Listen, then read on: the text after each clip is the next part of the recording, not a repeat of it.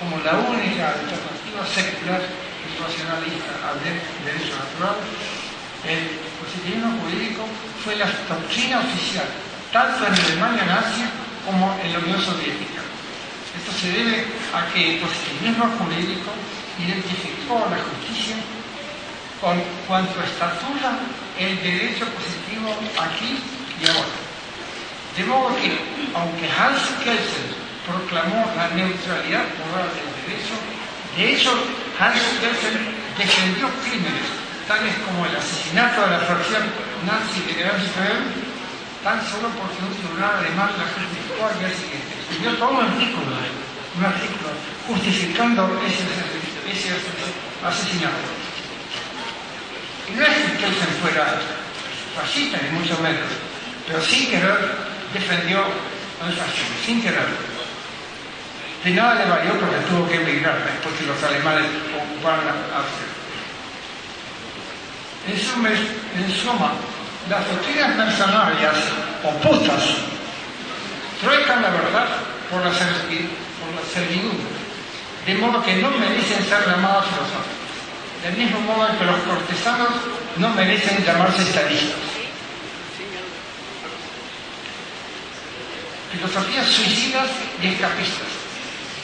Filosofías suicidas o autodestructivas son las que niegan la posibilidad de razonar o de investigar. Ejemplos: el irracionalismo, que intenta aducir razones para socavar la razón; el escepticismo radical del texto empírico, que niega la posibilidad de conocer; y el relativismo, que afirma que todas las emociones válidas solamente para un grupo o una época.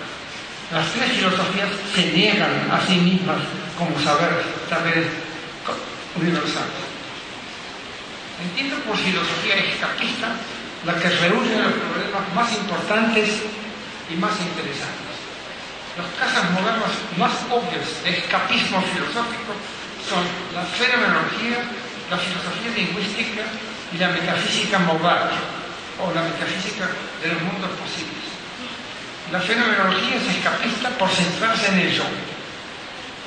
La segunda, la filosofía lingüística de Wittgenstein, es escapista por negar que haya problemas filosóficos. Y finalmente, la metafísica moral es escapista por fantasear sin fundamento.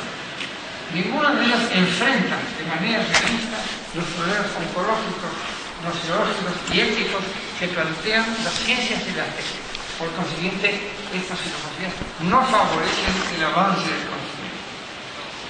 Mi rechazo de la filosofía lingüística no implica el rechazo del análisis, sino muy por el contrario, la afirmación de que los análisis que efectúan los miembros de esta escuela son superficiales, porque no utilizan ninguna herramienta analítica potente, tal como la lógica matemática y el álgebra abstracta.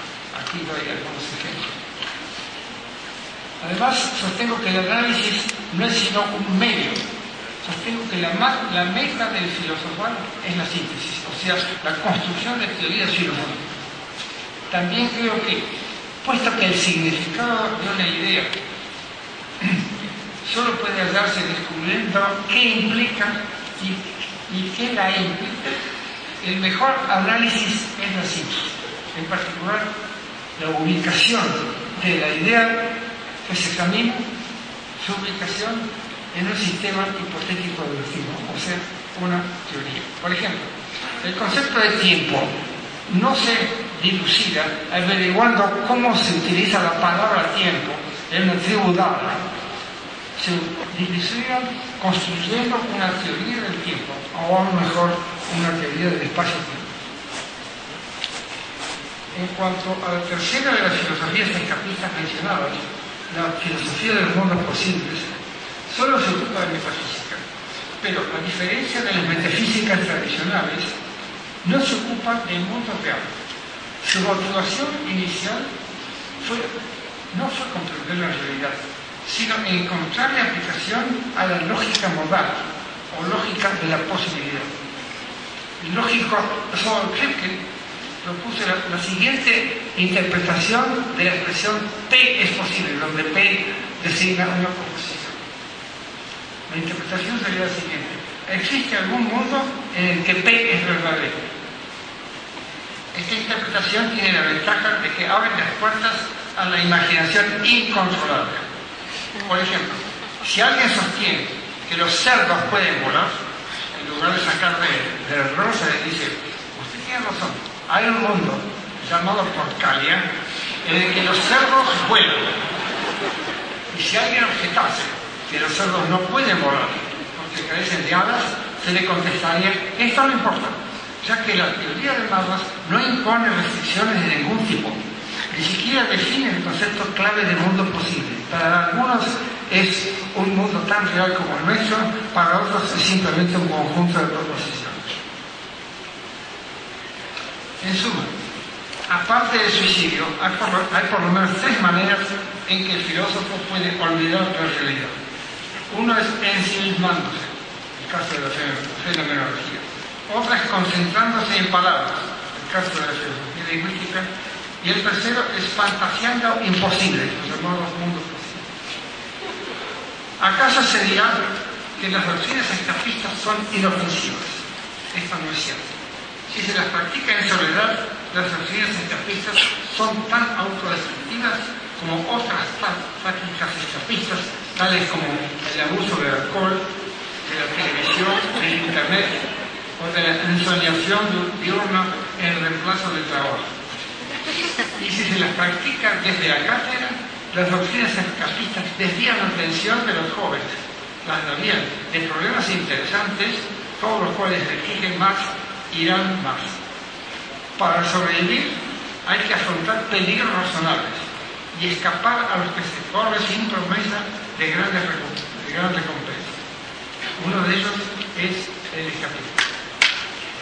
Filosofías ambivalentes. Hay filosofías ambivalentes, o sea, progresistas en algunos aspectos y retrógradas en otros. Recordemos brevemente tres ejemplos: platonismo, aristotelismo y marxismo. Platón desestimó el estudio de la naturaleza por creer que lo que se llamaba en aquel tiempo el mundo sublunar, o sea, el terrestre, al ser cambiante, conducible, no está sujeto a eso. En cambio, ensalzó a la matemática, el reino del orden, y también proclamó su independencia, la independencia de la matemática respecto del mundo. Es así como el idealismo objetivo y racionalista de Platón a Leibniz y de Bolzano a Frege y Russell contribuyó poderosamente al desarrollo y prestigio de la matemática y de la lógica, al mismo tiempo que obstaculizó el avance de las ciencias de la realidad. Aristóteles, en cambio, estimuló todas las ciencias y cultivó él mismo la biología marina y la politología. Más aún, Aristóteles combinó el realismo de su maestro Platón con una versión tímida del materialismo presocrático. Sus discípulos Teofrasto y Alejandro de Afrodisia reforzaron el naturalismo de su maestro. Pero poco después de ellos, el aristotelismo, aunque sirvió para combatir el oscurantismo y el subjetivismo de Agustín y sus sucesores, el aristotelismo se osificó, se convirtió en escolástica. Basta recordar el caso de Cesare Cremonini, el amigo, colega y a la vez competidor de Galileo, y que ganaba muchísimo más que Galileo. Su sueldo era muy superior al de Galileo. Fue uno de los 2 escolásticos, Cremonini, que se negaron a mirar a través del telescopio de Galileo, porque Galileo había anunciado, gracias a sus observaciones del Sol y de la Luna, que el Sol estaba manchado, gran blasfemia, el Sol era perfecto, y que la Luna tenía cráteres, otra blasfemia, también la Luna era perfecta. En todo caso, Cremonini era aristotélico, por lo tanto era racionalista, más aún no creía en la mortalidad, en la inmortalidad del alma, etc., por lo cual era muy popular entre sus estudiantes en Padua, pero no era cientificista, no creía en los científicos. Otro ejemplo: Marx y Engels renovaron los estudios sociales al estudiar el capitalismo industrial nacido apenas medio siglo antes y al denunciar sus desequilibrios y sus iniquidades. Desgraciadamente, Marx y Engels contaminaban su trabajo científico con el globalismo o el historicismo, la dialéctica, la manía profética que habían contagiado de Hegel y la ideología de la dictadura del proletariado. A los filósofos marxistas les fue aún peor.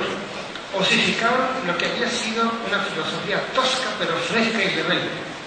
Y se opusieron estos filósofos, inicialmente, como ya dije antes, a las grandes novedades científicas del siglo pasado, desde las relatividades hasta la genética y la sociología. Sin embargo, como lo hace notar Bruce Trigger, el gran antropólogo y arqueólogo recientemente desaparecido, en su historia de la antropología, hubo arqueólogos, antropólogos e historiadores que se inspiraron en el materialismo histórico, no en el materialismo dialéctico, sino en el materialismo histórico, se inspiraron en él para hacer importantes contribuciones, al empezar por preguntarse de qué vive la gente que estudia. Otros casos importantes de ambigüedad fueron Rousseau, Hume y los positivistas. Rousseau y Hume atacaban a las ciencias naturales, pero adoptaron posiciones progresistas en política y religión.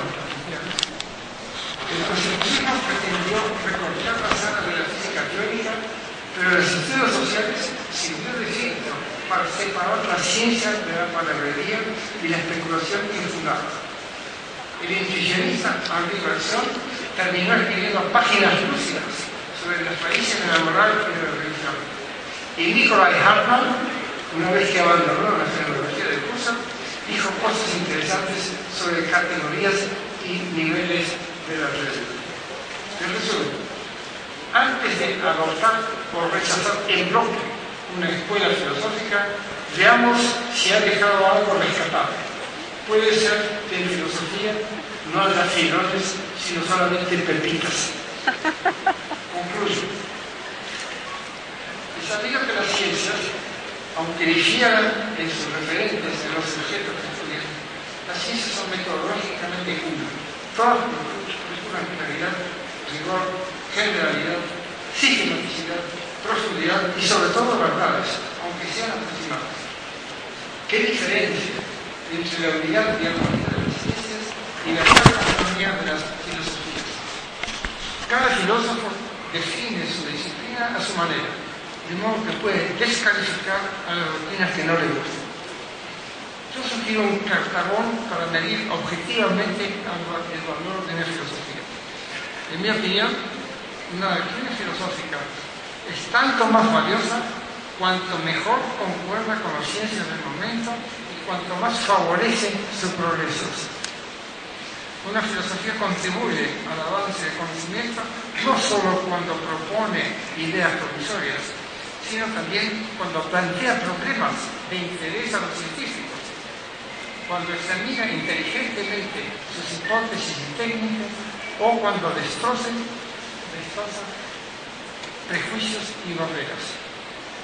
Según este criterio de evaluación, las escuelas escépticas radicales, irracionalistas y subjetivistas son estériles en el mejor de los casos y perniciosas en el peor, en tanto que las demás son ya benéficas en alguna medida o en algún contexto, ya indiferentes a la exploración del mundo. Por ejemplo, la filosofía de Tomás de Aquino fue progresista en su tiempo, ya que exaltaba el debate racional y el realismo.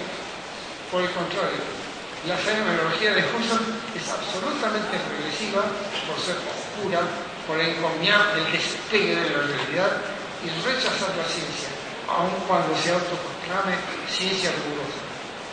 Como vimos anteriormente, tanto el materialismo dialéctico como el positivismo lógico tienen algo bueno y otro tanto malo. En cambio, la filosofía lingüística es indiferente al conocimiento y lo entorpece cuando logra desviar la atención del estudioso de las cosas a las palabras, o cuando, como dijo Wittgenstein, es peligroso pensar que la mente pueda tener algo que ver con el cerebro. Es peligroso pensar que la mente pueda relacionarse con el cerebro. ¿Por qué es peligroso?